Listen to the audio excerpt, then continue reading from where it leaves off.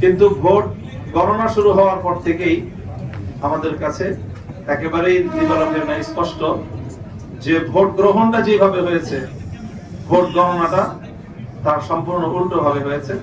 তাহলে দেশের জন্য সেটা হবে সবচেয়ে হতাশাজনক বিষয় এবং উদ্ভূত পরিস্থিতির জন্য সম্পূর্ণ দায় তাদেরকে নিতে হবে। আমরা অত্যন্ত দ্ব্যর্থহীন ভাষায় বলতে চাই, জুলাই বিপ্লবের চেতনাকে যদি ধ্বংস করার চেষ্টা করা হয় তাহলে সেখানে আমরা আনকম্প্রোমাইজ থাকব। আমরা কোনো নমনীয়তা এবং কোন ধরনের কম্প্রোমাইজ জুলাই বিপ্লবের চেতনার ক্ষেত্রে আমরা করতে পারবো না। কাজেই সকল মহলকে আমরা সেই বিষয়ে আমরা স্পষ্ট বার্তা দিতে চাচ্ছি। তারপরে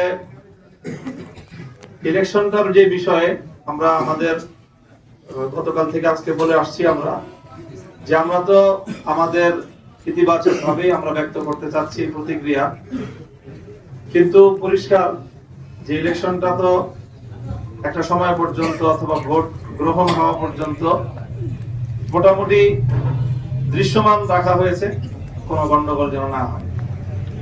কিন্তু ভোট গণনা শুরু হওয়ার পর থেকেই আমাদের কাছে একেবারেই দিবালোকের ন্যায় স্পষ্ট যে ভোট গ্রহণটা যেভাবে হয়েছে, ভোট গণনাটা তার সম্পূর্ণ উল্টো ভাবে হয়েছে এবং সেখানেই আগামীর বাংলাদেশের ভাগ্য এবং মানুষের জনরায়ের প্রতি চরমভাবে অশ্রদ্ধা প্রদর্শন করা হয়েছে, অসম্মান করা হয়েছে।